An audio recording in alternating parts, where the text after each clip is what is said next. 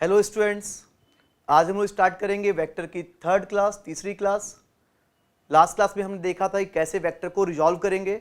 आज हम लोग पढ़ेंगे कैसे दो वेक्टर्स को या दो से ज़्यादा वेक्टर्स को आपस में ऐड करेंगे, एडिशन ऑफ वेक्टर। जैसा कि फर्स्ट क्लास में मैंने बताया था आप लोग को कि वेक्टर को नॉर्मल तरीके से ऐड नहीं कर सकते, वेक्टर को ऐड करने का अपना एक अलग तरीका है, कहलाता है क्या कि वेक्टर लॉ ऑफ एडिशन। तो आज हम लोग स्टार्ट करेंगे वेक्टर लॉ ऑफ एडिशन।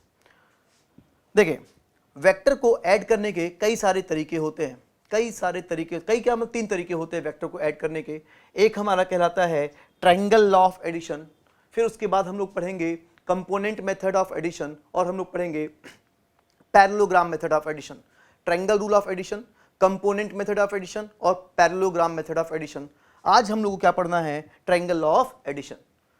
जब भी हम लोग दो वेक्टर को ऐड करते हैं तो वेक्टर, याद रखना, वेक्टर और वेक्टर को ऐड करने से हमेशा क्या मिलता है? वेक्टर। वेक्टर और वेक्टर को ऐड करने से हमेशा क्या मिलता है? वेक्टर। तो अगर मान लो कि मैं वेक्टर ए है और वेक्टर बी है, अगर मैं इसको ऐड करूंगा तो मुझे क्या मिलेगा? वेक्टर। मुझे वेक्टर मिलेगा और वो कहलाएगा रिजल्टेंट। रिजल्टेंट कहलाएगा, ये आर कहलाएगा resultant of A and B. अगर मान लो तीन वेक्टर हैं ए, बी और सी, तीन वेक्टर ए, बी और सी। अगर मैं इन तीनों को मैं पूछूंगी ए, बी और सी, इन तीनों का रिजल्टेंट क्या है, तो इसका मतलब क्या हुआ? तीनों को ऐड कर दो और तीनों को ऐड करने से जो वेक्टर मिलेगा वो क्या कहलाएगा? इन तीनों वेक्टर का रिजल्टेंट, वो रिजल्टेंट कहलाएगा। देखो लिखा भी हुआ है इनफैक्ट यहाँ पे, sum of two vector is also called resultant vector of these two vectors are equal to A plus B. R is the resultant of A and B. ठीक है, तो स्टार्ट करेंगे हम लोग क्या आज? Triangle law of addition of two vectors. दो vector को कैसे हम लोग ऐड करें बाय यूजिंग ट्रायंगल लॉ, वो आज हम लोग देखने जा रहे हैं। ठीक है, देखें तो यहां पर देखो आप लोग, ये एक वेक्टर ए है, इससे मतलब नहीं है, यहां पे देखें आप, ये रहा वेक्टर ए। हमें और दो वेक्टर यहां पे, एक ही वेक्टर ए है और दूसरा लेट्स से कि ये हमारा वेक्टर बी है। हाँ, ये हमारा वेक्टर ए और लेट्स से ये दूसरा वेक्टर कौन है? बी। और वेक्टर ए और वेक्टर बी के बीच का ये एंगल कितना है? थीटा। वेक्टर ए और वेक्टर बी के बीच का ये एंगल कितना है? थीटा। ये हमारा वेक्टर ए है।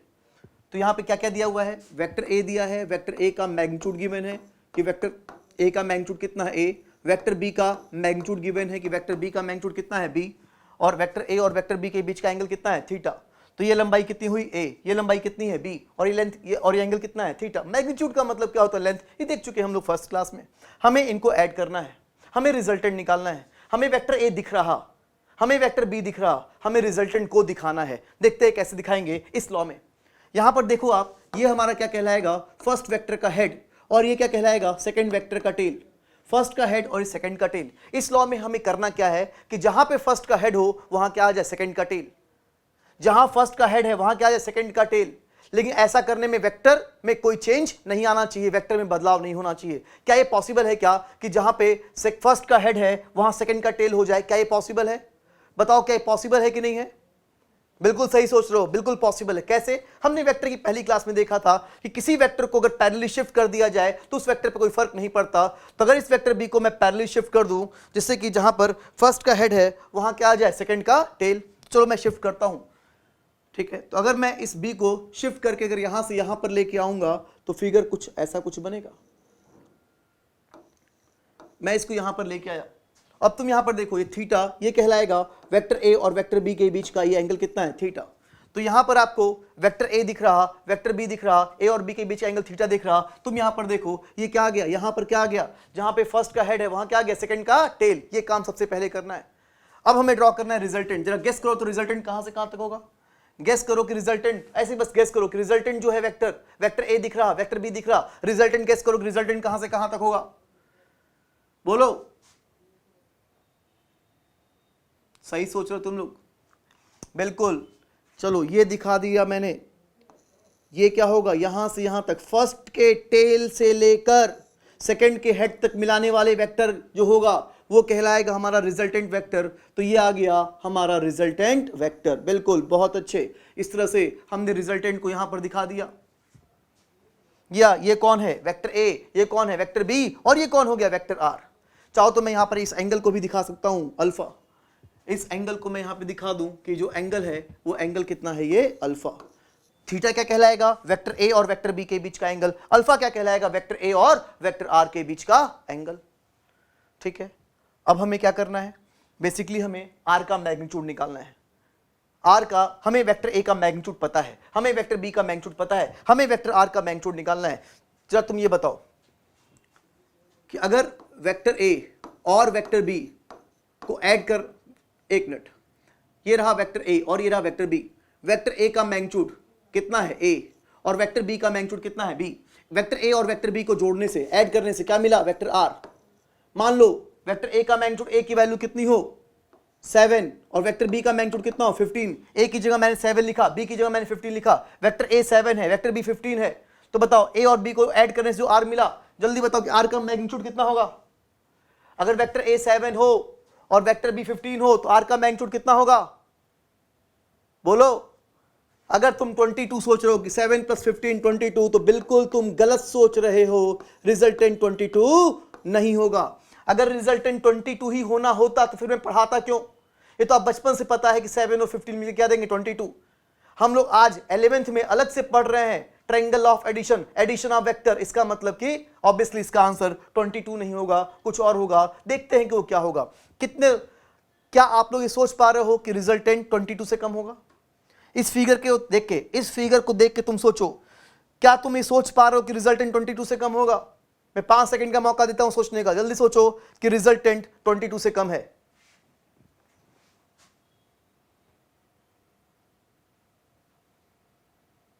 चलो मैं बताता हूं कि रिजल्टेंट 22 से कम कैसे है। मान लो कि ये दिल्ली और ये तुम्हारा मुंबई। दिल्ली से मुंबई जाने का 2 रास्ता है। एक रास्ता कौन सा है, रेड वाला, और एक रास्ता कौन सा है, व्हाइट वाला।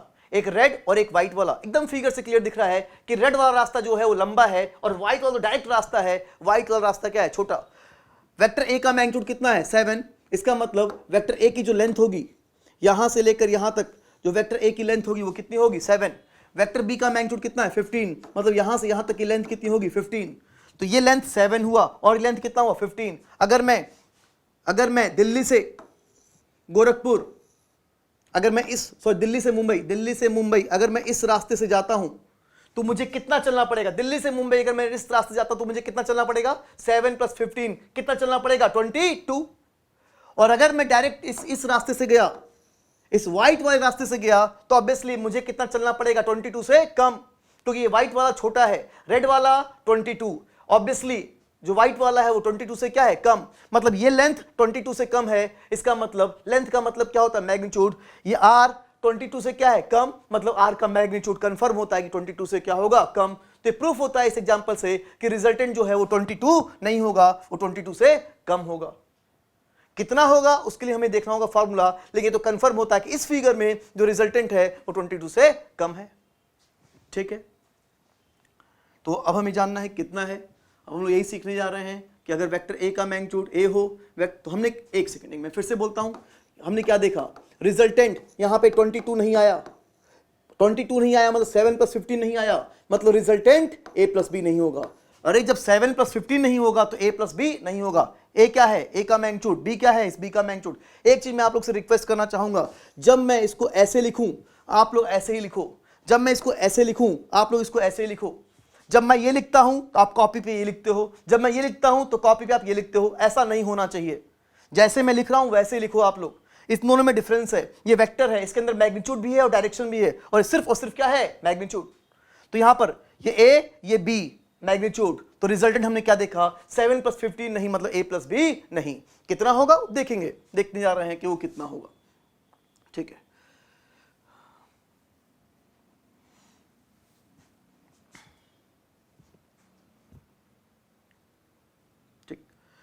हाँ, तो अभी हमने ये देखा था कि हमारा रिजल्टेंट है, हमें जानना है कि रिजल्टेंट कितना है। देखते हैं कितना है। पहले जरा इस वेक्टर बी की बात करूं, इसमें वेक्टर बी की बात करूं, ये वेक्टर बी का ये एंगल कितना है, थीटा। तो जरा हम लोग पहले इस वेक्टर बी की बात करें। ये देखो, ये वही वेक्टर बी है, ये हमारा वही वेक्टर बी है। ठीक है, इस वेक्टर बी का ये एंगल कितना है थीटा, बी के हेड से इस बी का दो कंपोनेंट होगा, एक राइट में होगा और एक अपवर्ड होगा।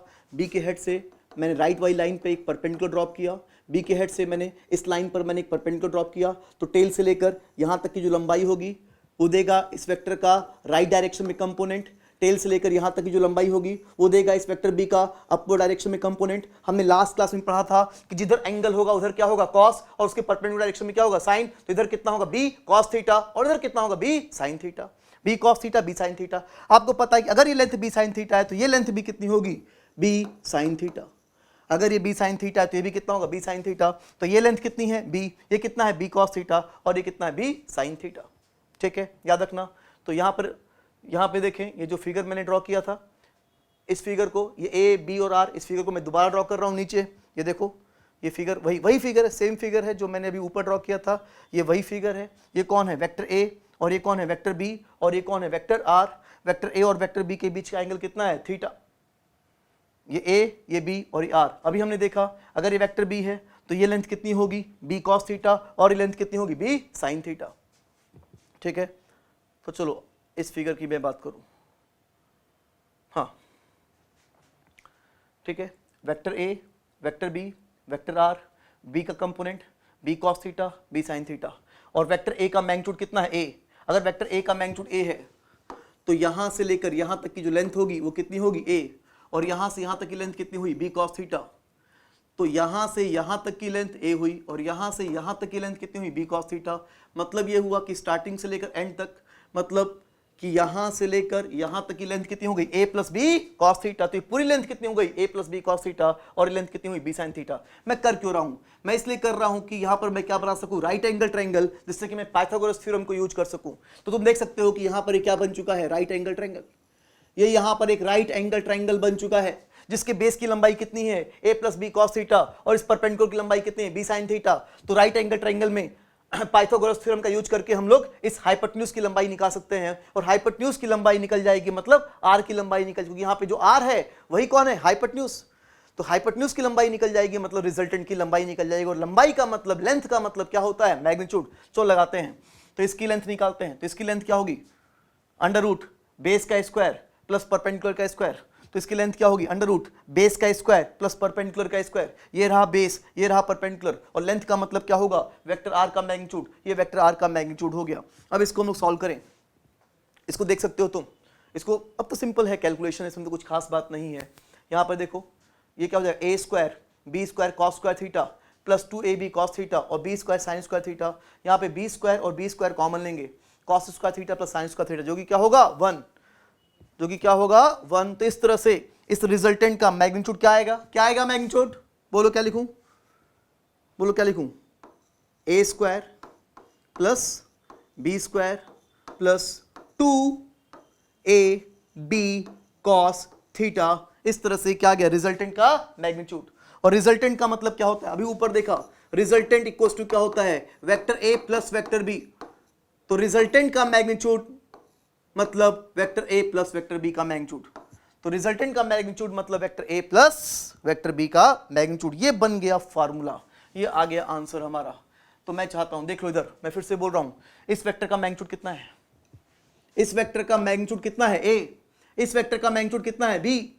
वेक्टर ए का मैग्नीट्यूड ए है, वेक्टर बी का मैग्नीट्यूड बी है, लेकिन आर का मैग्नीट्यूड ए प्लस बी बिल्कुल नहीं है, आर का मैग्नीट्यूड ए प्लस बी नहीं है। तो क्या है आर का मैग्नीट्यूड, आर का मैग्नीट्यूड कितना है, इसका मैग्नीट्यूड कितना है अंडर रूट ए, इसका मैग्नीट्यूड है under root A square plus B square plus 2ab cos theta. ये आ गया आंसर हमारा।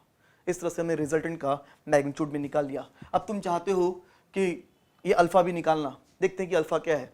थीटा में थीटा दिया है क्वेश्चन में, थीटा क्या है वेक्टर ए और वेक्टर बी के बीच का एंगल। चलो अल्फा निकालते हैं। अगेन वापस मैं इसी राइट एंगल ट्रायंगल की बात कर रहा हूं, इसी राइट एंगल ट्रायंगल से तुम अल्फा निकाल सकते हो। tan अल्फा कितना होगा परपेंडिकुलर अपॉन बेस, परपेंडिकुलर कितना है b sin थीटा और बेस कितना है a plus B cos theta, तो tan अल्फा इक्वल्स टू क्या हो जाएगा b sin theta upon a plus B cos theta.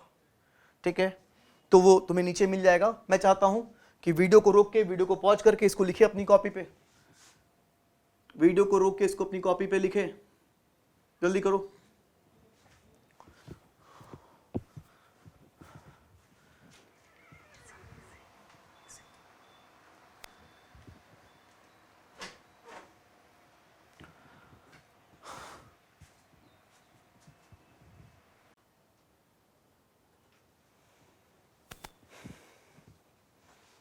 ठीक है, तो इसको आप लोगों ने लिख लिया होगा।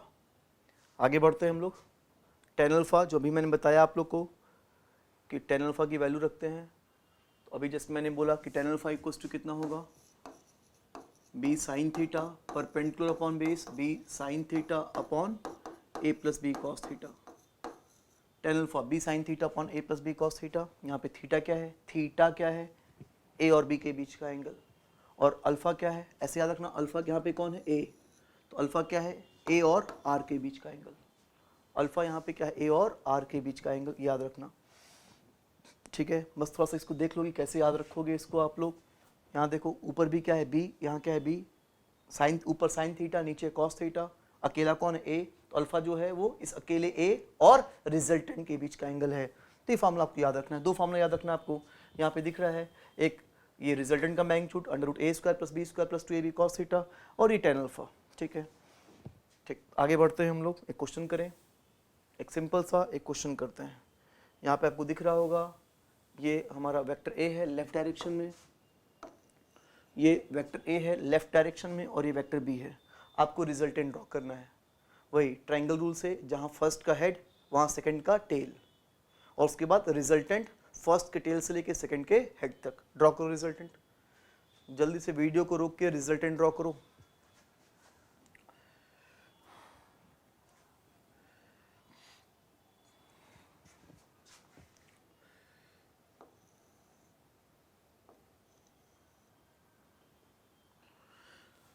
ठीक है, चलो मैं ड्रॉ करता हूँ। यहाँ पे देखो, इसको ये क्या है, फर्स्ट का टेल, और ये क्या है, फर्स्ट का हेड, और ये ग्रीन वाला जो है, इस ग्रीन वाले को तुम बोल सकते हो कि ये क्या है, सेकंड का टेल, और यहाँ पे क्या है, सेकंड का हेड। इसको मैं बोल रहा हूँ, ए को बोल रहा हूँ फर्स्ट वेक्टर, और बी को मैं क्या बोल रहा हूँ, सेकंड वेक्टर। इसमें हम लोग क्या करते हैं कि जहाँ पे फर्स्ट का हेड हो वहाँ क्या हो, जहाँ फर्स्ट का हेड वहाँ सेकंड का टेल, तो वेक्टर बी को उठाऊंगा, यहाँ रख दूंगा, जिससे कि जहाँ पे फर्स्ट का हेड है वहाँ सेकंड का टेल आ जाए। तो मैंने वेक्टर बी को पैरेलली शिफ्ट कर दिया, और वेक्टर बी को उठा के मैं यहाँ पे लेके आ गया। चलो वेक्टर बी को मान लो मैं उठा के यहाँ, ये वेक्टर बी है, इस वेक्टर बी को मैं यहाँ से यहाँ तक लेके आ गया। तो जहाँ फर्स्ट का हेड वहाँ सेकंड का टेल। अब मैं ड्रॉ करूँगा रिजल्टेंट।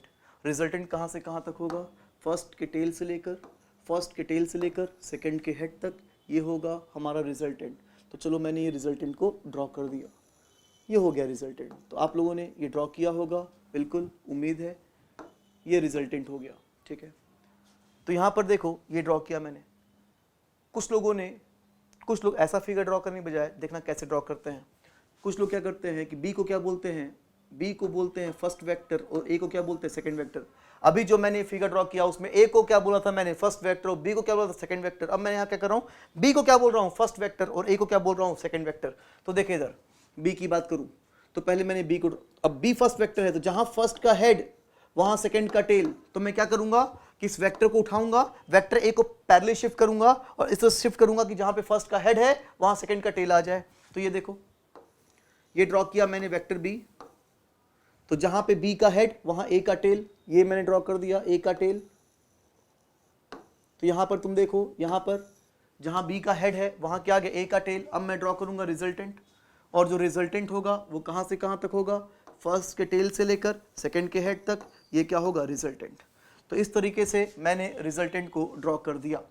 एक ये तरीका और एक ये तरीका, तुम चाहे इस तरीके से ड्रॉ करो चाहे इस तरीके से ड्रॉ करो, दोनों से आंसर क्या आएगा, सेम आंसर आएगा, दोनों सही है। अगर आपने ये ड्रॉ किया तो भी सही है, आपने ये ड्रॉ किया तो भी सही है। तुम इनफैक्ट देख लो, अगर मैं फिगर एकदम प्रॉपर्ली ड्रॉ करूँ, भाई इतना प्रॉपर्ली तो ड्रॉ नहीं किया, अगर मैं फिगर एकदम अच्छे से ड्रॉ करूँ, नाप के प्रॉपर्ली ड्रॉ करूँ, तो पाऊंगा कि ये वेक्टर और ये वेक्टर आपस में एग्जैक्ट क्या होंगे, पैरेलल, और इनकी लेंथ क्या होगी, सेम। लेंथ सेम होगी मतलब मैग्नीट्यूड सेम होगा, पैरेलल होगा मतलब डायरेक्शन भी क्या होगा, सेम। डायरेक्शन भी सेम है, मैग्नीट्यूड भी सेम है, इसका मतलब ये वेक्टर और ये वेक्टर आपस में क्या होंगे, सेम।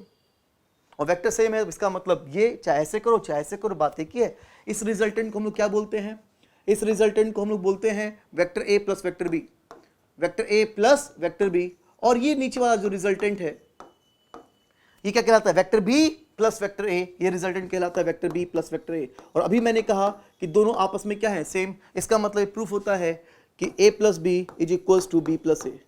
ये प्रूफ हो गया कि a plus B is equals to B plus ए।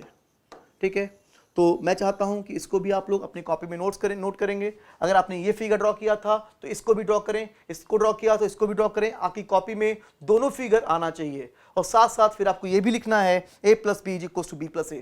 अगर एग्जाम में पूछा a + b और तुमने b + a निकाल दिया, कोई बात नहीं, इक्वल है। b + a पूछा है, a + b निकाल दिया, कोई बात नहीं, दोनों ही अपनी अपनी जगह पे सही हैं। तो ये हो गया हमारा रिजल्टेंट। ड्रॉ कर लेंगे इसको आप लोग, ठीक है। आगे बढ़ते हैं हम लोग। अच्छा, एक चीज और तो नीचे मिल जाएगा, जैसा कि हमने क्या देखा, a + b = b + a।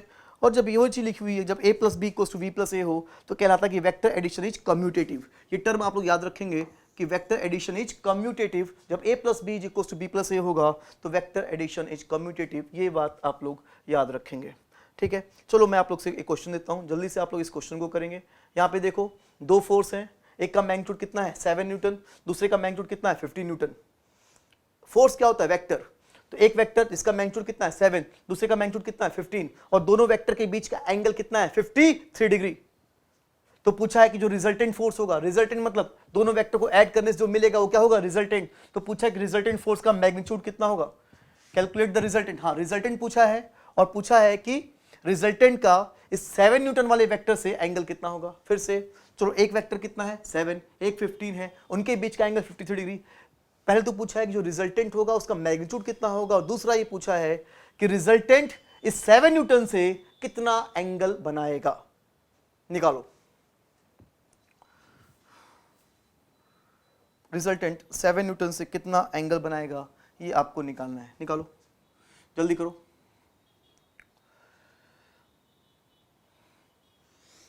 हम लोगों को पता है कि रिजल्टेंट का मैग्नीट्यूड कितना होता है, √a² + b² + 2ab cos theta. Theta क्या होता है, वेक्टर a और वेक्टर b के बीच का एंगल। 7 न्यूटन को क्या बोल दिया, वेक्टर a, 15 को क्या बोल दिया, वेक्टर b, और इनके बीच का जो एंगल है वो 53, थीटा कितना हो गया 53 डिग्री। तो इस फॉर्मूले से क्या निकल जाएगा, रिजल्टेंट का मैग्नीट्यूड। और हमें क्या निकालना है, रिजल्टेंट और वेक्टर a के बीच का एंगल। रिजल्टेंट और वेक्टर a के बीच का एंगल है, उसके लिए हम लोग कौन सा फॉर्मूला यूज करेंगे, tan अल्फा वाला फॉर्मूला। tan अल्फा = कितना होता है, b sin theta upon a + b cos theta. उस फॉर्मूले का यूज करके हम लोग अल्फा निकाल सकते हैं, ठीक है। वीडियो को रोक के जल्दी निकालो।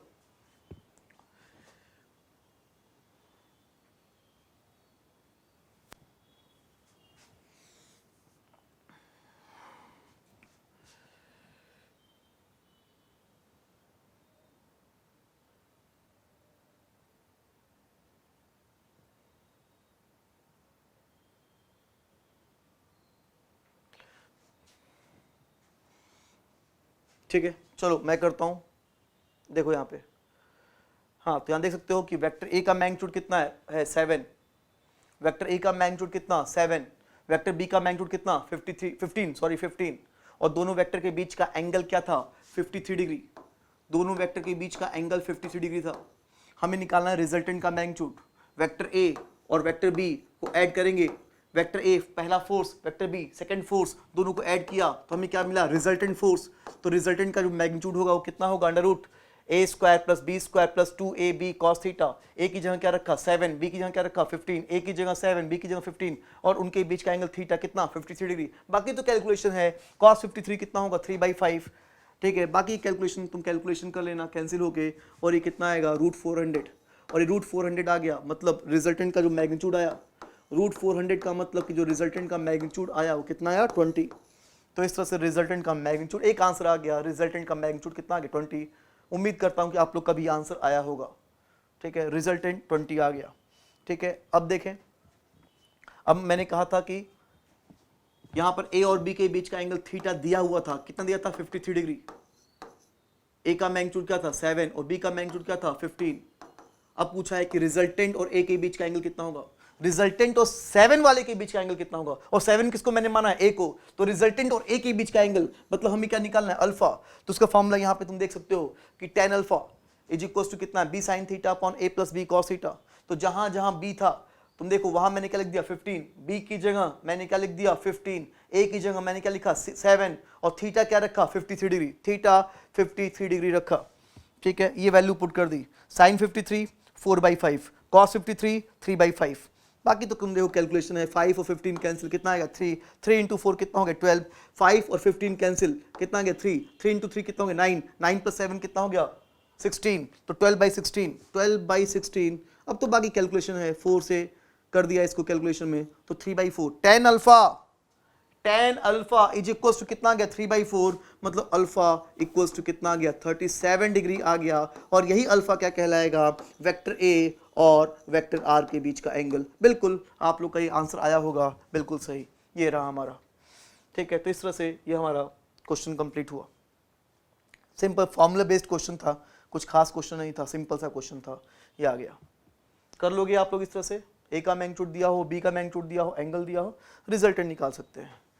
ठीक है, तो यहां पे हमने देखो ए का मैग्नीट्यूड कितना है 7, बी का मैग्नीट्यूड कितना है 15, ए और बी को ऐड करने से क्या मिला आर।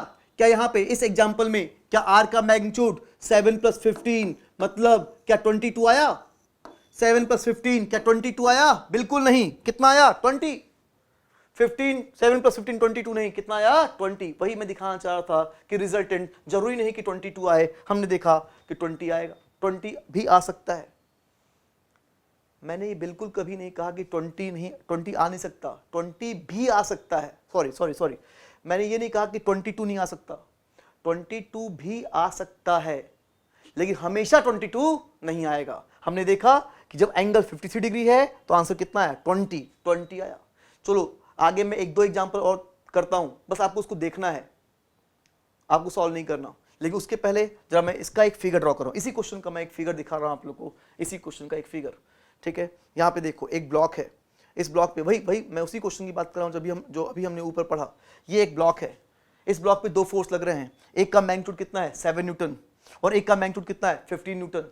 दोनों वेक्टर के बीच का एंगल कितना दिख रहा है आपको 53 डिग्री। अभी हमने पढ़ा 7 और 15 जिनका एंगल 53 डिग्री है, उनका रिजल्टेंट कितना है, दोनों मिलकर रिजल्टेंट कितना देंगे 20 न्यूटन देंगे। 7 और 15 मिलकर क्या देंगे 20 न्यूटन। मान लो इस ब्लॉक, ये बॉडी है, इस ब्लॉक को मैं खींच रहा हूं 7 से इधर, तुम खींच रहे हो 15 से इधर, क्या ये बॉडी इधर जाएगी, बिल्कुल नहीं, दोनों फोर्स लग रहा है। क्या ये बॉडी इधर जाएगी, बिल्कुल नहीं। क्या ये बॉडी इधर जाएगी, बिल्कुल नहीं। ये मान लो बॉडी रुकी हुई है और 2 फोर्स लग रहा है, इधर नहीं जाएगी, इधर नहीं जाएगी, किधर जाएगी, देखते हैं किधर जाएगी। अभी हमने ऊपर पढ़ा कि 7 और 15 मिलकर क्या देंगे, 22, सॉरी 22 नहीं, क्या देंगे 20 देंगे, 20 देंगे। क्या वो 20 7 के नीचे होगा, बिल्कुल नहीं। क्या 15 के ऊपर होगा, बिल्कुल नहीं। तो किधर होगा, बिल्कुल नहीं। तो किधर होगा, सोचो किधर होगा, सही बोल रहे हो, सही सोच रहे हो, किधर होगा, दोनों के बीच में कहीं होगा, दोनों के बीच में कहीं होगा। ये 7 और 15 मिलकर जो रिजल्टेंट देंगे वो दोनों के बीच में कहीं ना कहीं देंगे। जरा बताओ तो इस 20 का इस 7 से एंगल कितना होगा, 7 और 15 मिलकर जो रिजल्टेंट दिए वो 20 है, इस 20 का 7 से एंगल कितना होगा। अभी देखा था अल्फा की वैल्यू कितनी आई थी 37 डिग्री, और ये अल्फा क्या था, रिजल्टेंट और वेक्टर ए के बीच का एंगल। वेक्टर ए कौन था, 7 वाला कौन था, वेक्टर ए। तो रिजल्टेंट और वेक्टर ए के बीच का ये एंगल कितना आ गया 37 डिग्री। ये हो गया हमारा vector A, vector B, vector R. A और बी के बीच का एंगल 53 डिग्री, लेकिन ए और आर के बीच का एंगल 37 डिग्री। ये रहा हमारा फिगर। मैं चाहता हूं कि कॉपी पे आप ये फिगर ड्रॉ, दोनों फिगर आप ड्रॉ करें, पहला फर्स्ट फिगर ये हो और सेकंड फिगर आप ये ड्रॉ करें। ठीक है,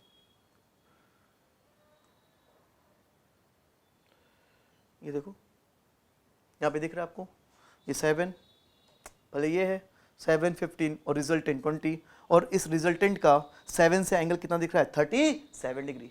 ये फिगर ड्रॉ कर लो, आपको कॉन्सेप्ट क्लियर होगा। एक मिनट, ठीक है, चलो तो आगे बढ़ता हूं मैं। ये देखो क्वेश्चन है, तुम्हें नहीं करना, बहुत सिंपल क्वेश्चन है, मुझे करने दो। ठीक है, वही 2 फोर्स हैं, एक पिछले क्वेश्चन तो वही 2 फोर्स, एक 15 है एक 7 है।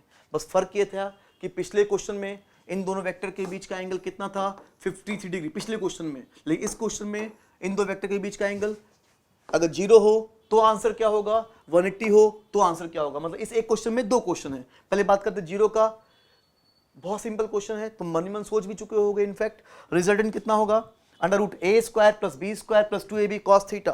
तो √a² + b² + 2ab cos theta, theta कितना 0, cos 0 की वैल्यू कितनी हुई 1, अब तो बाकी कैलकुलेशन है, तुम कैलकुलेशन कर लेना, कैलकुलेशन कर लेना। ये कितना आएगा रूट 484, और जब तुम इसका रूट निकालोगे तो ये कितना आएगा 22।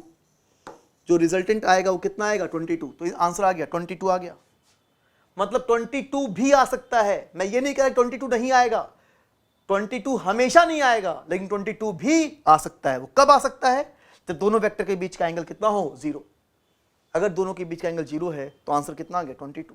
चलो मैं इसका फिगर दिखाता हूं, इसको लिखना नहीं है आपको, बस देख लो, जरूरत नहीं लिखने की, सिंपल सा क्वेश्चन है, क्या लिखोगे इसको तुम लोग। इसका फिगर मैं दिखाता हूं आप लोग को। ये देखो, ये कितना है, दो फोर्स है। जब दो फोर्स आपस में पैरेलल होते हैं, पैरेलल, तो उनके बीच का एंगल कितना होता है 0। एक फोर्स कितना है 15, एक कितना है 7, और दोनों मिलकर क्या दिए 22 दिए, दोनों मिलकर 22 दिए।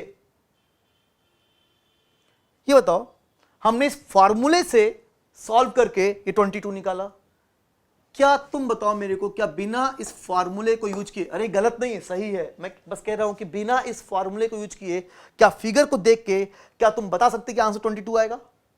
बता पाते? बिल्कुल सही बता पाते, एकदम क्लियर दिख रहा है कि इधर 15 इधर 7, बिना फॉर्मूले से फिगर को देख के भी तुम कह सकते थे कितना आएगा 22 न्यूटन, और यहां तो खैर फॉर्मूले से भी कितना आया 22 न्यूटन। ठीक है, कब? जब एंगल कितना हो 0, जब पैरेलल है। अभी एक क्वेश्चन बाकी रह गया, क्या कि जब एंगल कितना हो 180 तो क्या होगा। तो देखते हैं कि जब एंगल 180 हो तो कितना होगा। तो यहां पर वही बात कि एक 15 है, एक 7 है, और उनके बीच का एंगल कितना है 180, √a² + b² + 2ab cos theta cos 180। Theta यहाँ पे कितना है 180, cos 180 कितना होगा -1। बाकी तो एक कैलकुलेशन है, कैलकुलेशन तुम सॉल्व करोगे तो इसमें रिजल्टेंट का जो मैग्नीट्यूड आएगा वो कितना आएगा 8। अरे √64 कितना आएगा 8। कैलकुलेशन है, ठीक है। अगर तुम्हें कभी कुछ कैलकुलेशन में दिक्कत हो रही हो तो वीडियो को रोक के तुम चाहो तो चेक कर सकते हो कभी भी कि हाँ सब कुछ कैलकुलेशन सही है ना। ओके, तो रिजल्टेंट का मैग्नीट्यूड कितना आ गया 8 न्यूटन। ये रहा फिगर, एक वेक्टर इधर है कितना 15 न्यूटन, एक वेक्टर इधर है कितना 7 न्यूटन। दोनों आपस में क्या अपोजिट, जब दो वेक्टर आपस में अपोजिट होते हैं तो उनके बीच का एंगल कितना होता है 180 डिग्री। 15 और 7 मिलकर क्या दिए 8 न्यूटन। क्या बिना फार्मूला यूज किए क्या फिगर देख के बता पाते? बिल्कुल, इधर 15 इधर 7 दोनों मिलकर क्या देंगे 8। फिगर से भी आ जाएगा और फार्मूले से भी हमारा रिजल्टेंट जो आया वो कितना आ गया 8। क्या सीखा हमने ये सीखा, ये रहा वेक्टर A, ये रहा वेक्टर B। A कितना है 15, B कितना है 7। A और B को जोड़ने से क्या मिला R। क्या R हमेशा 22 आएगा? क्या हमेशा 22 आएगा? 15 + 7 क्या हमेशा 22 आएगा? नहीं। क्या 22 आ सकता है? क्या 22 आने की पॉसिबिलिटी है? बिल्कुल सही सोच रहे हो। हाँ, कब? जब एंगल कितना हो 0 डिग्री। हमने देखा कि जब एंगल 0 है तो कितना है 22। जब एंगल 53 डिग्री था तो रिजल्टेंट जो आया था वो कितना आया था 20। तब रिजल्टेंट जो आया था वो कितना आया था 20। और हमने देखा कि जब एंगल 180 है तो रिजल्टेंट जो आया वो कितना आया 7। तो इसका मतलब वही 15 और वही 7 मिलकर 20 दे सकते हैं, 22 दे सकते हैं, 7 दे सकते हैं। वो सब इस बात पे डिपेंड करेगा कि उन दो वेक्टर्स के बीच का एंगल कितना है। इसका मतलब ये एंगल इंपॉर्टेंट है, अलग अलग एंगल के लिए रिजल्टेंट की वैल्यू क्या होगी अलग अलग। बिल्कुल ठीक है, इसको कुछ लिखना नहीं है आपको, सब कुछ सिंपल है, कुछ खास बात नहीं। आगे बढ़ते हैं हम लोग। ये केस 1 है, ये भी एक सिंपल चीज है। Case 1, vector A parallel to vector B। तुम देखो vector A parallel to vector B, ये फिगर गलत है, कोई बात नहीं। देखें यहां देखो, लेट्स से ये वेक्टर A है, ये वेक्टर A और ये वेक्टर B, और दोनों vector case 1 vector A parallel to vector B। दोनों वेक्टर आपस में क्या है पैरेलल, और A और B को ऐड करने से क्या मिला रिजल्टेंट का मैग्नीट्यूड कितना होगा √a² + b² + 2ab cos theta. Theta कितना 0। जब दो वेक्टर पैरेलल होते हैं तो उनके बीच का एंगल कितना होता है 0। cos 0 की वैल्यू क्या होगी 1, तो ये कितना होगा √a² + b² + 2ab। तो ये क्या हो जाएगा a + b का होल स्क्वायर। तो यहां मैंने लिख दिया a + b का होल स्क्वायर। तो स्क्वायर और रूट हटेगा तो यहाँ क्या बचेगा a प्लस बी। तो इस तरह से रिजल्टेंट का मैग्नीट्यूड कितना आ गया a प्लस बी, फॉर्मूले से a प्लस बी आया, मैग्नीट्यूड a प्लस बी आया। कब आया? हमेशा नहीं आता ये, a प्लस बी हमेशा नहीं आता। कब आता? जब उनके बीच का एंगल कितना हो, 0। कब? जब वेक्टर a और वेक्टर b आपस में क्या हो, पैरेलल। चलो अब इसको हम लोग ग्राफिकली ऐड करते हैं, ग्राफ से तरीका वही ट्रायंगल रूल वाला तरीका, क्या कि जहां पे फर्स्ट का हेड होगा वहां क्या होगा, सेकंड का टेल।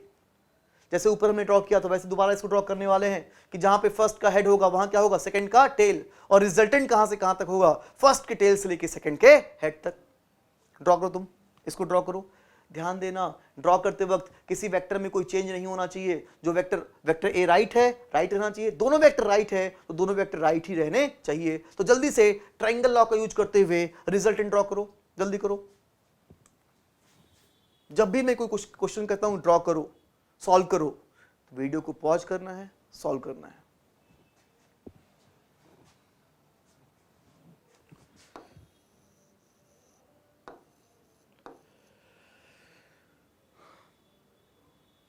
ठीक है, चलो मैं करता हूं। तो यहां पे देखो ये क्या है, ए को मैं बोल रहा हूं फर्स्ट वेक्टर और बी को मैं क्या बोल रहा हूं, सेकंड वेक्टर। तो यहां पे हम लोग क्या करेंगे कि जहां पे फर्स्ट का हेड होगा वहां क्या होगा, सेकंड का टेल। तो बी को शिफ्ट करके यहां पे ले आएंगे। तो बी को शिफ्ट करके देखो मैं यहां पे लेके आ गया, जिससे कि तुम यहां पे देखो कि जहां पे फर्स्ट का हेड है वहां क्या आ गया, सेकंड का टेल। जहां फर्स्ट का हेड वहां पे आ गया क्या, सेकंड का टेल। अब ड्रॉ करेंगे रिजल्टेंट। अब देखेंगे रिजल्टेंट। तो रिजल्टेंट कहां से कहां तक होता है, फर्स्ट के टेल से लेकर सेकंड के हेड तक, ये क्या होता है, रिजल्टेंट। चलो अभी ड्रॉ करेंगे रिजल्टेंट। फर्स्ट के टेल से लेकर सेकंड के हेड तक, ये रिजल्टेंट हो गया। ये ड्रॉ कर दिया मैंने, बिल्कुल सही। आप लोगों ने रिजल्टेंट ये ड्रॉ किया होगा, इसी के ऊपर ड्रॉ किया होगा, बिल्कुल सही, कोई दिक्कत नहीं है।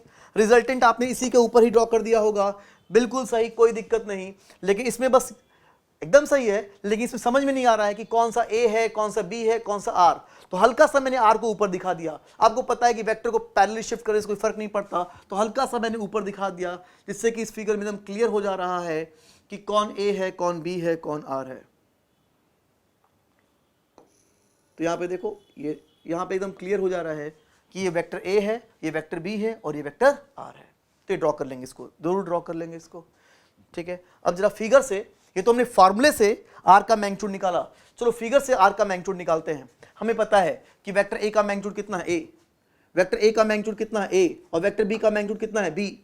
तो क्या फिगर देख के तुम, फॉर्मूले से नहीं, फॉर्मूले से नहीं, अरे गलत नहीं है, सही है, फॉर्मूले से नहीं, क्या फिगर देख के तुम क्या आर का मैग्नीट्यूड निकाल सकते हो क्या, बिल्कुल निकल जाएगा। ये लेंथ कितनी है, ए, और ये लेंथ कितनी है, बी। तो ये पूरी लेंथ कितनी हो जाएगी, ए प्लस बी। और लेंथ का मतलब क्या होता है, मैग्नीट्यूड। तो इस आर का मैग्नीट्यूड जो है वो कितना हो जाएगा, ए प्लस बी। ए प्लस बी, ये क्या हो जाएगा हमारा आर का मैग्नीट्यूड। फॉर्मूले से भी आर का मैग्नीट्यूड कितना है, तो ए प्लस बी, और फिगर से भी आर का मैग्नीट्यूड कितना आ गया, ए प्लस बी। बिल्कुल, इसको भी आप लोग को अपनी कॉपी पर उतारना है, केस 1 ये पूरा ये सब कुछ। तो ये हमारा कंप्लीट होता है केस 1। बात करते हैं केस 2 की। केस 1 क्या था कि वेक्टर ए और वेक्टर बी आपस में क्या थे, पैरेलल। अब देखते हैं केस 2। केस 2 क्या है, वेक्टर ए और वेक्टर बी आपस में अपोजिट है।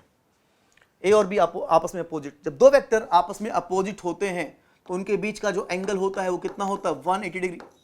उनके बीच का एंगल कितना कहलाएगा, 180 डिग्री। वेक्टर ए, हम लोग क्या पढ़ रहे हैं, addition of vector. Vector A और वेक्टर बी को ऐड करने से क्या मिला, आर। इस आर का magnitude √a² + b² + 2ab cos theta. Theta कितना, 180, cos 180 कितना, -1। तो कितना हो जाएगा, a - b का होल स्क्वायर, और स्क्वायर रूट हटेगा, क्या बचेगा, जल्दी बताओ यहाँ क्या लिखूं मैं, बोलो बोलो क्या लिखो रे, स्क्वायर रूट हटाओ, बोलो क्या लिखूं, a - b। यही बोल रहे हो ना आप लोग, यही, ठीक है। चलो चलो मेरे क्वेश्चन का एक जवाब दो तुम, बताओ √7 - 5 का होल स्क्वायर, क्या लिखूं यहाँ पे आंसर, बताओ क्या लिखूं। अरे तुम समझ लो कि मैं अंतर्यामी हूं, तुम बोलोगे मुझे सुनाई दे देगा। हाँ, क्या होगा इसका आंसर, 2। बिल्कुल सही, तुम बोले 2 होगा। लेकिन आगे से मैं इस क्वेश्चन को पूछूं कि इसका आंसर क्या होगा, तो तुम 2 मत कहना, 2 सही है लेकिन 2 ना कहना, क्या बोलना, 7 - 5। ठीक है, 7 - 5 बोलना। ठीक है, चलो बताओ क्या होगा इसका आंसर, जल्दी बोलो। सही सोचा, 9 - 6। 3 मत बोलो, 3 सही है लेकिन क्या बोला है, 9 - 6। 7 माइनस 5, 9 माइनस 6। चलो बताओ इसका आंसर क्या होगा, जल्दी बताओ क्या लिखो इसका आंसर, बोलो जवाब दो। 5 माइनस 7, अरे है ना रूट के 5 माइनस 7, बिल्कुल नहीं, गलत है, ये 5 माइनस 7 नहीं होगा। अगर हम लोग रियल नंबर की बात कर रहे हैं तो याद रखना रूट से निकलने के बाद आंसर क्या होगा, पॉजिटिव। रूट से निकलने के बाद आंसर क्या होगा, पॉजिटिव। रूट से निकलने के बाद आंसर क्या होगा, पॉजिटिव। हमेशा रूट से निकलने के बाद जो भी आंसर आएगा वो क्या आएगा, पॉजिटिव। 5 माइनस 7 क्या हो जाएगा, नेगेटिव -2, जो कि क्या हो, गलत। तो इसका आंसर भी 5 माइनस 7 नहीं, इसका आंसर भी क्या होगा, 7 माइनस 5। इसका भी आंसर 7 माइनस 5 होगा। तीनों का आंसर क्या होगा, बड़ी वैल्यू माइनस छोटी वैल्यू, 7 माइनस 5, 9 माइनस 6, 7 माइनस 5। समझ रहे, जैसे कि लास्ट बताओ, अगर रूट 3 माइनस 8 का होल स्क्वायर है, क्या लिखूं, बड़ी वैल्यू माइनस छोटी वैल्यू, तो आंसर कितना होगा, 8 माइनस 3। समझ में आ रहा होगा आप लोग को। आ जाओ यहां पे बोलो, तुमने सही लिखा है गलत लिखा है, तुमने यही सोचा था, बताओ सही है कि गलत है। शायद गलत है, कभी सही भी हो सकता है और कभी गलत भी हो सकता है। कैसे, अगर ए और बी में अगर ए का मैग्नीट्यूड बड़ा है तो आंसर क्या होगा, ए माइनस बी। लेकिन अगर कहीं बी का मैग्नीट्यूड बड़ा है तो आंसर क्या होगा, बी माइनस ए, क्योंकि आंसर क्या होगा, बड़ी वैल्यू माइनस छोटी वैल्यू। अगर ए बड़ा है, ए माइनस बी, बी की वैल्यू ज्यादा है, आंसर कितना होगा, बी माइनस ए। तो ए माइनस बी भी हो सकता है, बी माइनस ए भी हो सकता है, डिपेंड्स कि इनमें कौन सी वैल्यू बड़ी है। तुम जरा बताओ 7 माइनस 5 कितना होगा, +2। 5 माइनस 7 कितना होगा, ऑब्वियसली -2। हाँ, अरे माइनस पूछ रहा हूं मैं, रूट की बात नहीं कर रहा। 7 माइनस 5 +2, 5 माइनस 7 -2। अब मैं यहां पे एक टर्म लेके आता हूं, इस सिंबल को बोलते हैं डिफरेंस। अगर मैं बोलूं 7 डिफरेंस 5 क्या होगा, 7 डिफरेंस 5 क्या होगा, +2। 5 डिफरेंस 7 ये भी क्या होगा, +2। जब भी डिफरेंस होता है उसका मतलब होता है बड़ी वैल्यू माइनस छोटी वैल्यू। डिफरेंस का मतलब होता है, याद रखना, बड़ी वैल्यू माइनस छोटी वैल्यू। तो 5 डिफरेंस 7 भी क्या होगा, +2। समझ गए आप डिफरेंस। तो ज्यादा अच्छा है कि यहां पर मैं a माइनस बी या b माइनस ए लिखने की बजाय मैं यहां पे क्या लिखूं, a डिफरेंस भी, या मैं a डिफरेंस भी लिखूं। a डिफरेंस भी लिखने का फायदा यह है कि अगर a बड़ा है तो a माइनस बी, b बड़ा है तो b माइनस ए। या एक और उपाय है, आप मॉड भी लगा सकते हैं।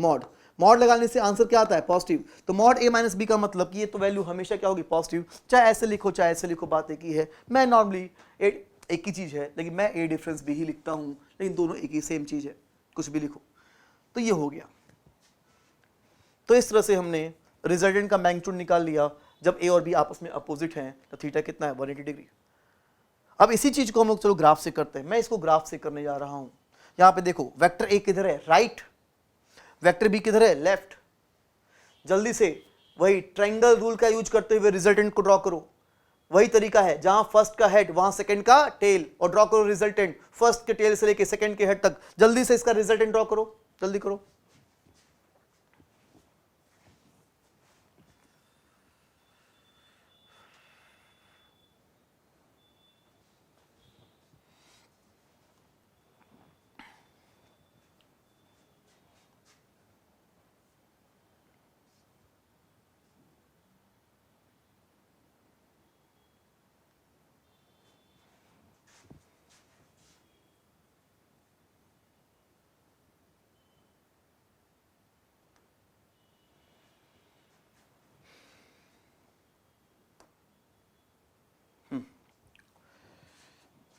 थोड़ा डिस्टर्ब हो गया था, यहाँ देखो। हाँ, जल्दी से इसका रिजल्टेंट ड्रॉ करो। ये बी, ड्रॉ करो रिजल्टेंट।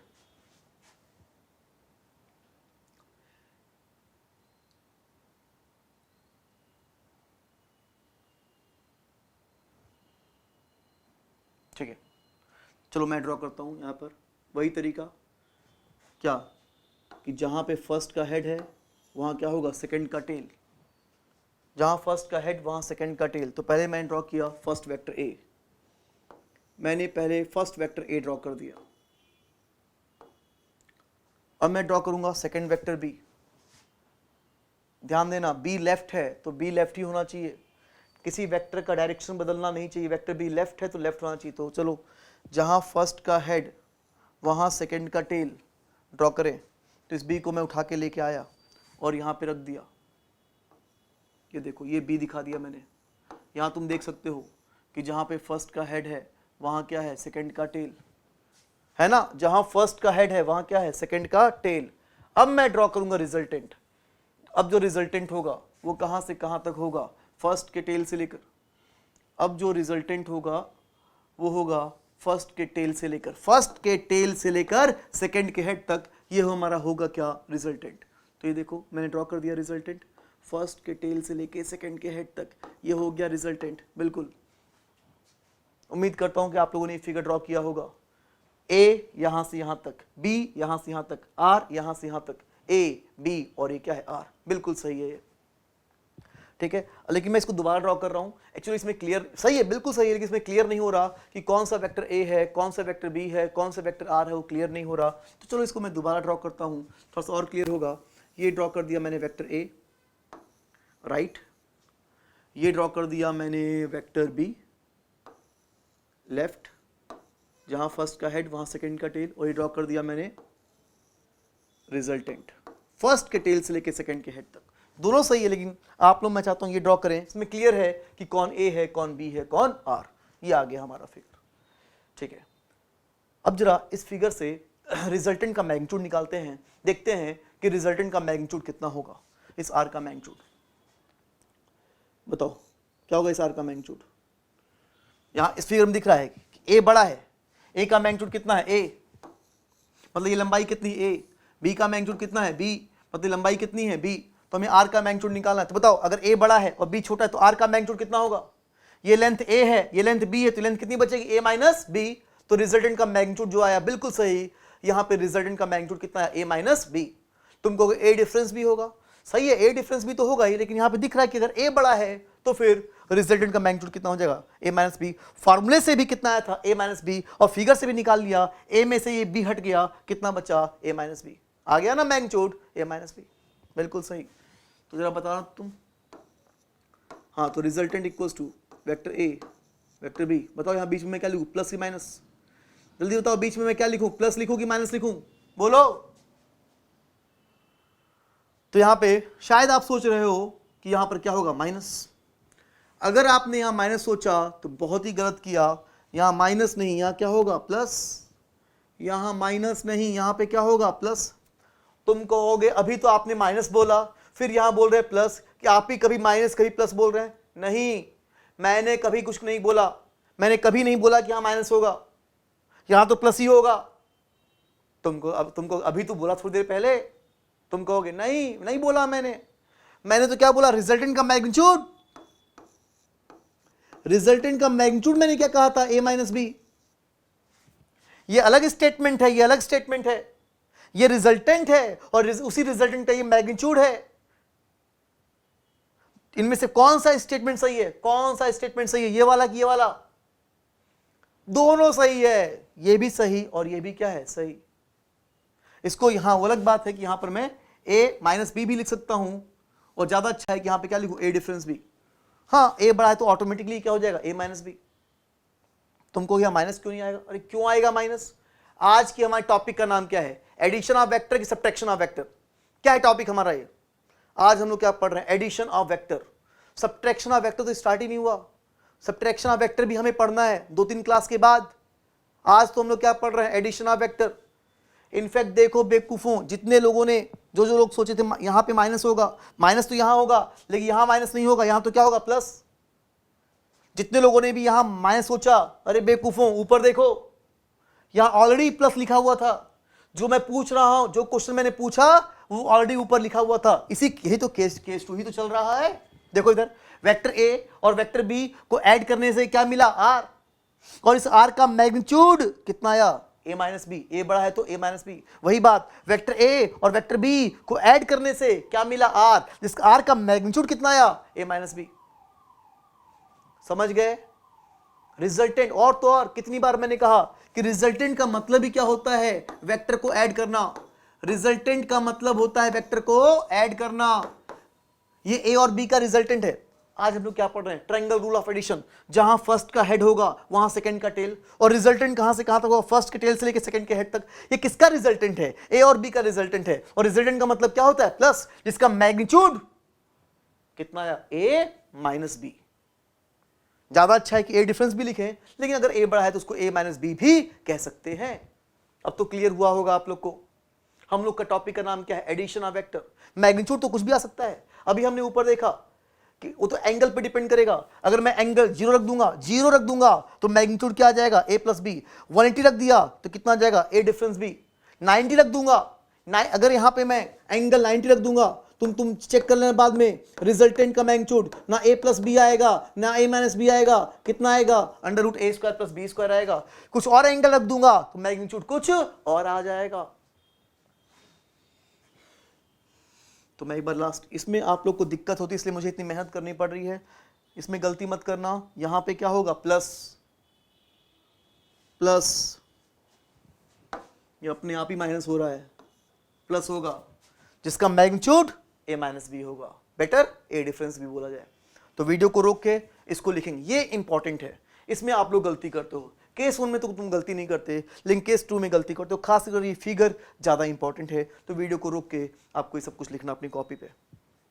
ठीक है, ठीक है। तो मैं मान रहा हूं कि आप लोग लिख चुके होंगे। इसको मैं आगे बढ़ाता हूं।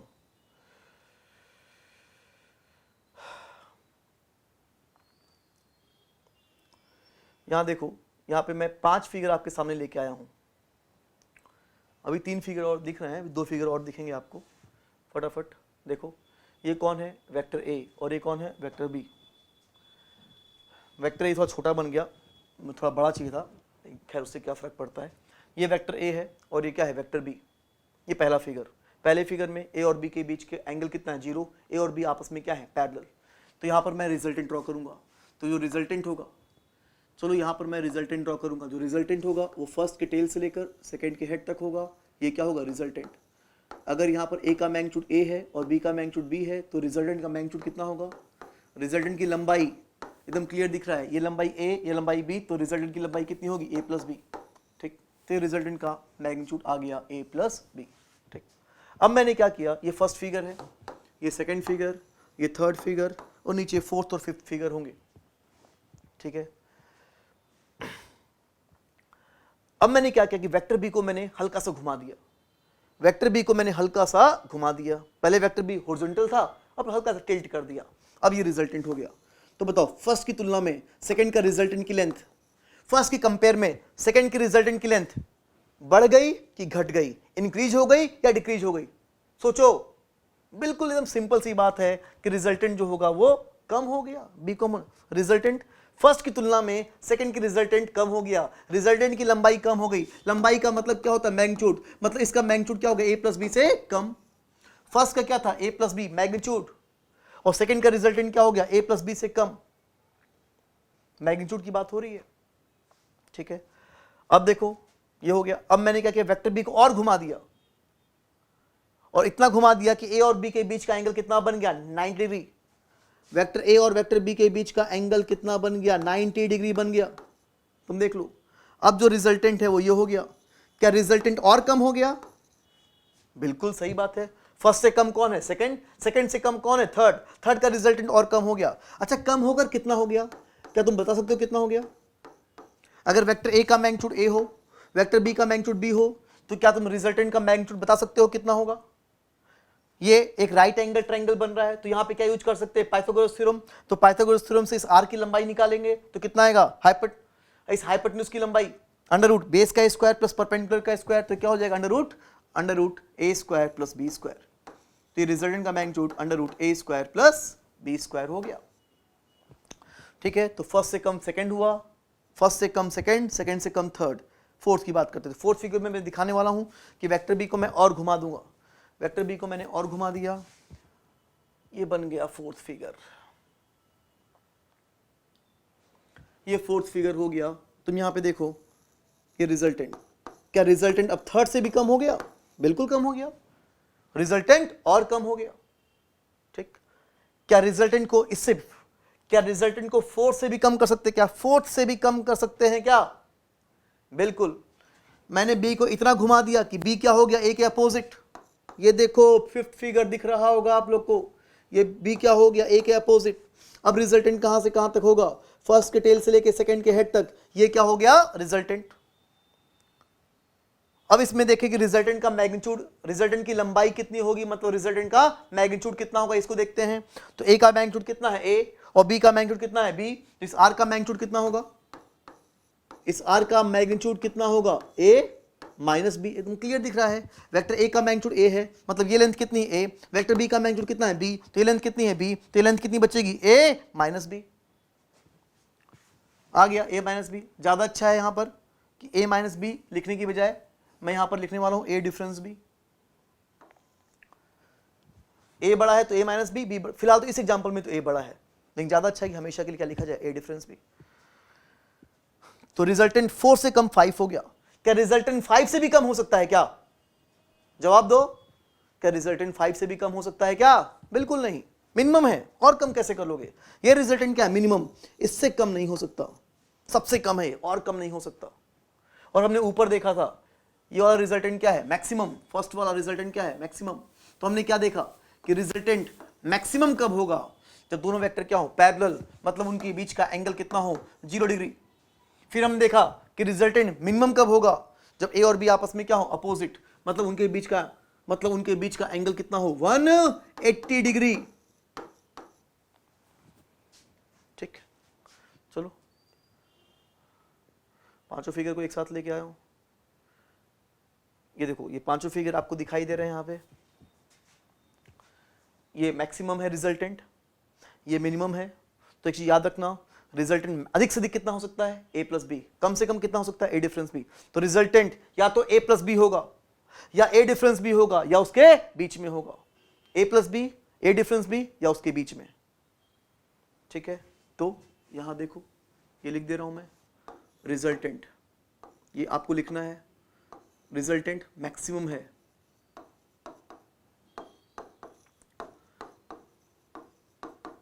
कितना, ए प्लस बी। मिनिमम है कितना, ए डिफरेंस बी। ए प्लस बी कब, पैरेलल, ए डिफरेंस बी कब, अपोजिट। तो हमने क्या सीखा, रिजल्टेंट या तो ए प्लस बी होगा, या ए डिफरेंस बी होगा, या तो ए प्लस बी होगा, या ए डिफरेंस बी होगा, या उसके बीच में होगा। इससे ज्यादा नहीं, इससे कम नहीं, लेकिन इसके बीच में तो पॉसिबल है। तो ये इसको भी एक फॉर्मूले की तरह याद करना है आप लोग को। ठीक है, तो मैं ये चाह रहा था कि आप लोग कॉपी में सब कुछ, ये सारे फिगर अगर आप लोग ड्रॉ कर लो तो बहुत अच्छी बात है, वीडियो को रोक के। ठीक है, नहीं भी ड्रॉ करोगे तो भी काम चलेगा याद, लेकिन इसको लिख लेना तो ज़्यादा अच्छा है। कि मैं चाह रहा हूँ कि पांचों फिगर ड्रॉ करें। अगर तुमको ये ड्रॉ नहीं करना तो कम से कम ये चीज़ जरूर लिखना है, ये जरूर लिखना हो, ए प्लस बी, ए डिफरेंस बी, या उसके बीच में। ठीक है, यहां से आपको एक चीज और क्लियर हो रही है। तुम पहले मुझे ये बताओ कि इन 5 फिगर में कौन सा ये वाला फिगर है, ये वाला फिगर कौन सा है, फर्स्ट है कि सेकंड है कि थर्ड है कि फोर्थ है कि फिफ्थ है कि ऑल है, कौन, या फर्स्ट सेकंड है, कौन है। Vector R equals to vector A plus B, vector R equals to vector A plus vector B, कौन सा फिगर है। सही सोच रहे हो, सब है, सब, सिर्फ फर्स्ट नहीं है। अरे देखो ना, ये एरो, ये मैग्नीट्यूड नहीं है, एरो है, वेक्टर है, ये वेक्टर है, ये आर है, वेक्टर है। पांचों में हमने एक ही काम किया, पांचों में ट्रायंगल रूल निकाला है, ट्रायंगल रूल लगाया है। जहां फर्स्ट का हेड वहां सेकंड का टेल, जहां फर्स्ट का हेड वहां सेकंड का टेल, जहां फर्स्ट का हेड वहां सेकंड का टेल। और पांचों में रिजल्टेंट है फर्स्ट के टेल से लेकर सेकंड के हेड तक, फर्स्ट के टेल से लेकर सेकंड के हेड तक। और रिजल्टेंट का मतलब भी क्या होता है, vector A plus vector B. तो पांचों फिगर, पांचों के पांचों वेक्टर आर इक्वल्स टू क्या है, vector A plus vector B, पांचों है ये। लेकिन फिगर अलग अलग क्यों बन रहा है, क्योंकि एंगल क्या है, अलग अलग। लेकिन पांचों के पांचों क्या है, vector R is equals to vector A plus vector B. अब तुम देखो, फर्स्ट फिगर में क्या ट्रायंगल बन रहा है, नहीं। लास्ट फिगर में क्या ट्रायंगल बन रहा है, नहीं। क्या बाकी सब में ट्रायंगल बन रहा है, हाँ। तो चलो एक चीज और आप और सीखते हैं। अगर वेक्टर पैरेलल हैं तो अगर ए और बी पैरेलल हैं तो तीनों मिलकर ए बी और आर मिलके ट्राइंगल नहीं बनाएंगे। अगर ए और बी अपोजिट हैं तो भी तीनों मिलकर ट्राइंगल नहीं बनाएंगे। मतलब अगर 0 डिग्री है तो ट्राइंगल नहीं बनेगा, 180 डिग्री है तो ट्राइंगल नहीं बनेगा। बाकी कोई भी एंगल हो, 10 डिग्री हो, 20 हो, 30 हो, 90 हो, 120, 160 कुछ भी हो, बस 0 ना हो और 180 ना हो तो फिर वेक्टर ए, वेक्टर बी और वेक्टर आर तीनों मिलकर क्या बनाएंगे? एक ट्राइंगल। तो ये एक हमने एक अच्छी बात सीखी कि अगर वेक्टर पी और वेक्टर क्यू को ऐड किया तो वेक्टर आर मिला, तो ये और ये तीनों मिलकर, तीनों वेक्टर मिलकर एक ट्राइंगल बनाएंगे। सिवाय एक्सेप्ट अगर ये पैरेलल है तो ट्राइंगल नहीं बनेगा, अपोजिट है तो फिर ट्राइंगल नहीं बनेगा। बाकी सारे एंगल पे क्या बनेगा? ट्राइंगल। ठीक है, तो वही चीज यहां पे लिखी है, आपको यहां मिल जाएगी। तो ये एक इंपॉर्टेंट पॉइंट हमने पढ़ा। ठीक है, आगे बढ़ते हैं। ये वही चीज जो अभी हमने ऑलरेडी पढ़ लिए है कि R maximum A plus B, R minimum A difference B, R अधिक से अधिक कितना होगा? ए प्लस बी, या क्या होगा? ए डिफरेंस बी, या उसके बीच में। अभी जस्ट मैंने ऊपर लिखवा दिया था इसको, पैरेलल में, अपोजिट में। ठीक, और ये इसको जरूर लिखना अपनी कॉपी पे। क्या कि वेक्टर ए और वेक्टर बी को ऐड करने से क्या मिला? Vector R. तो वेक्टर ए, वेक्टर बी और वेक्टर आर तीनों मिलकर क्या बनाएंगे? ट्राइंगल। एक्सेप्ट सिवाय A parallel to B and A opposite to B. Parallel होगा ट्राइंगल नहीं बनेगा, अपोजिट होगा ट्राइंगल नहीं बनेगा। बाकी तीनों, बाकी हर केस में क्या बनेगा? ट्राइंगल। और जब भी तुम ट्राइंगल बनाना, मान लो ट्राइंगल बन गया तो एक ट्राइंगल में 3 साइड्स होंगी, उन 3 साइड में से कोई एक वेक्टर ए होगा, कोई एक वेक्टर बी होगा, कोई एक वेक्टर आर होगा। आपको दिमाग लगाना होगा, वो तो क्वेश्चन पे डिपेंड करेगा कि कौन वेक्टर ए होगा, कौन वेक्टर बी होगा, कौन वेक्टर आर होगा। और याद रखना, जहां वेक्टर ए और बी मिलेंगे वहां क्या होगा? क्या दोनों का हेड होगा? A plus B equal to R है, A plus B equal to R है, जहां ए और बी मिलेंगे क्या वहां पे दोनों का हेड होगा? नहीं।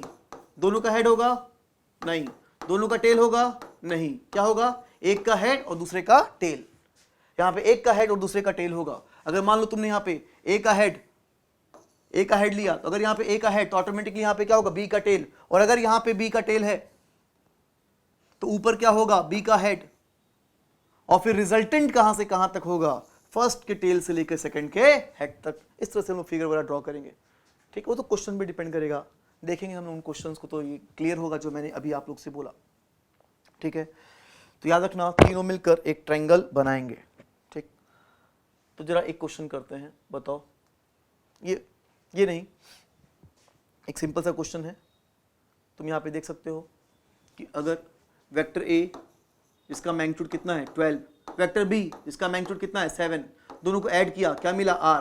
तुम बस मुझे बताओ, क्या रिजल्टेंट का मैग्नीट्यूड 7 पॉसिबल है? ए 12 है, बी 7 है, क्या आर का मैग्नीट्यूड क्या 7 पॉसिबल है? यस या नो? बोलो।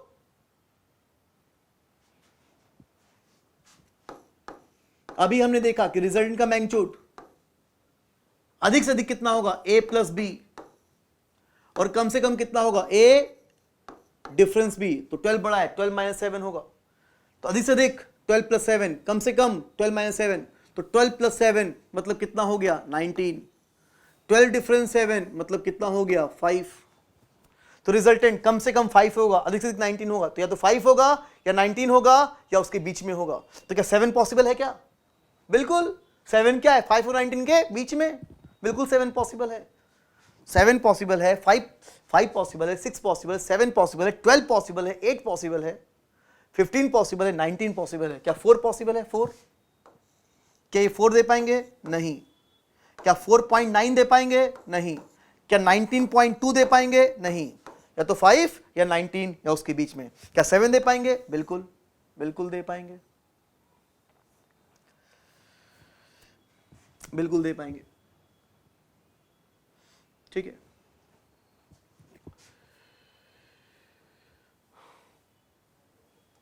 हाँ चलो मैं यहां लिख देता हूं।